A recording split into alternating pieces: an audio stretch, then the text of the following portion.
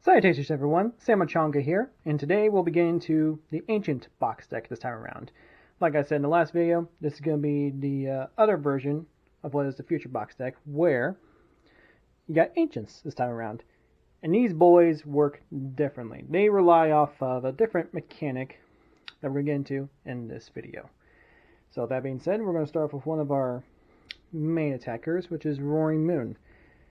The reason why he's a main attacker is simply because of its attack for just 2 darkness energy.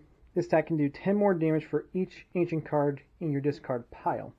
Meaning, any card you see with like the ancient logo on it will basically be in your discard pile, can actually be effective in powering up his attack. So henceforth why the 70 plus 10 can stack a little bit. So you got 4 of those puppies, just to increase consistency. Then you have Koraidon. This puppy is actually just a good staple as like a backup attacker, mainly if it's an Unrelenting Onslaught, which could take darkness energy, because I didn't tell you guys this. But whenever you see like a colorless energy sign like this, it basically means it could take any type of energy. So that's why the darkness energy works well with this Koraidon. Or it'll do 30, and if another ancient Pokemon used an attack during your last turn, it can basically hit for 150, stacking for a total of 180. And you got 3 of those to help out. Then you have Great Tusk. It's basically just a big elephant who I call Great Miltusk, and other people do too. With its attack land collapse, it's like the same scenario of Koraidon. The only difference is that you can discard the top card of your opponent's deck. But if you played an Ancient Supporter during your hand during this turn, you can discard 3 more cards in this way. Basically, it's like a clever way of getting them to deck out, which is actually one way to win the trading card game. Then you have Fluttermane, who is basically like a ancient version of Ironthorns EX, where Midnight Fluttering, as long as Pokemon's in the active spot, your opponent's active Pokemon has no abilities except for Midnight Fluttering. And you got 2 of those, and same case scenario, just with a little more energy and a different effect, where it'll do 90, but you can put 2 damage counters on your opponent's Pokemon in any way you like. Something simple. Now, this ain't an ancient Pokemon, I will admit, but Pecharunt EX is actually great for Dark-type decks. With its Subjugating Chains ability, once during your turn, you may switch one of your bench Dark Pokemon, except this one in particular, with your active Pokemon. If you do, the new active Pokemon is now poisoned, that's the caveat, and it's like a good late attacker in case if like you're behind on prize cards. Because Irritated Outburst for 60, this attack does 60 times for each prize card your opponent has taken. So it's a good staple in that case scenario. And in terms of darkness energy, it's a little short, which is why it's also in the level 2 difficulty. So we got 1, 2, 3, 4, 5, 6, 7, 8 darkness energy. But that right there. Oh, excuse me. Next, we'll get into supporter category. And these are where going to be your ancient supporters. Some can help with like Explorer's Guidance, where you can look at the top 6 cards of your deck, and if you put, and once you do, you can put 2 of them in your hand, but you have to discard the others. That's why it will help out Roaring Moon extravagantly, since it'll help power it up, especially if you find more ancients like itself, or Professor Sada's Vitality, where it can let you choose up to 2 of your ancient Pokemon and attach a basic energy card from your discard pile to each of them. But it can only be up to 2. That's the only caveat. And if you do attach an energy in this way, draw 3 cards.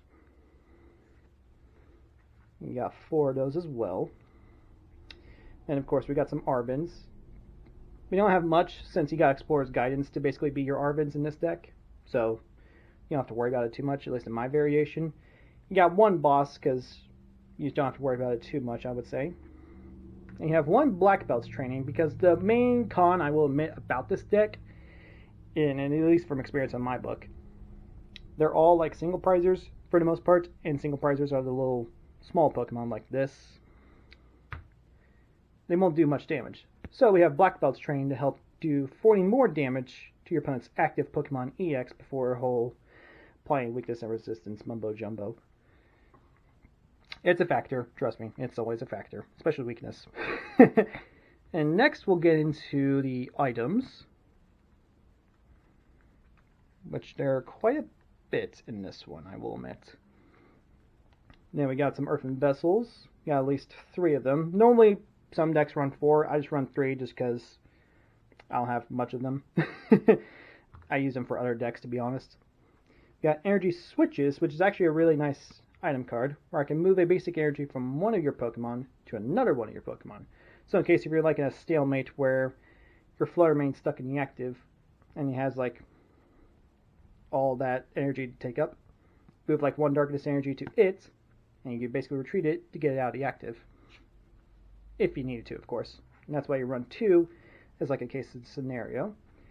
You run 4 nest balls, since most of your Pokemon in this deck, if not all of them, are all basics, so nest balls will actually come in handy for sure. Got 2 counter catchers just in case if you get behind on prizes. Pokegear to help you find your trainer cards, like your Professor Sada's, your Explorer's Guidance, just in case if you can't find them off each other or by some draw engine, you know, this would be your best bet.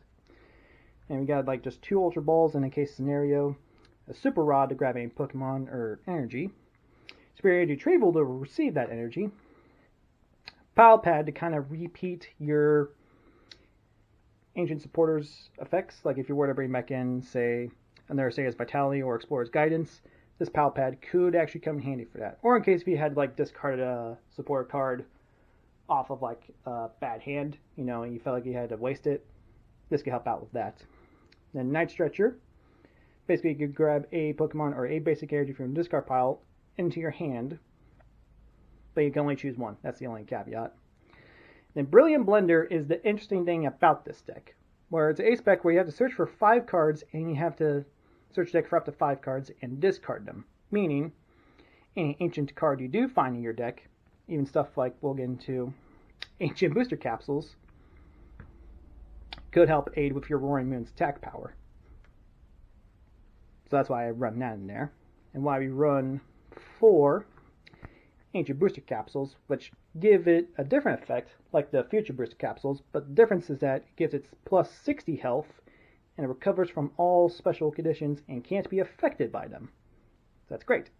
And we run 4 of those just for consistency, and in a case scenario where you need to power up your Roaring Moon. And in case we don't have them, we got Bravery Charm to give your basic Pokemon just plus 50 health to one of them. And in case we need to use your Pecharunt's Subjugating Chains, Mighty Mochi goes a long way, where attacks used by your poison Pokemon this card's attached to do 40 more damage to your opponent's active Pokemon. Goes a long way. And then the same thing like the future box deck, you got 2 copies of Gravity Mountain, that way you have a better advantage and a better time against any stage 2s you go up against. And we'll get into that to another video. And yeah, but ultimately the goal for an ancient deck is mostly try and get as much ancient cards into your discard pile, just so your Roaring Moon can slap for big numbers. Because the most I've seen it do is, I believe 280, I want to say. And in case if you can't get Roaring Moon, you know, your Crydons are actually a good way to help you out. And your Great Tusk is also a great way just to stall. It's a really ass-backwards way of playing this deck in general. I know it's different than all the other decks that I've seen so far, but personally I found real fun in this, just because it's non-rule boxes, and it makes the game a little more interesting, because it actually can help like favor you in terms of like learning strategy. But I think that's about it. So yeah, if there's any questions or comments or concerns, feel free to leave them in the comments below. I'll be happy to answer them in any way I can. And yeah, and don't get confused by the fact that there's a Psychic and Fighting types in this deck, simply because with them being all colorless types for attacks, you mainly just want to focus on those and not worry about like the secondary attacks, for instance, because I think Koraidon has some too.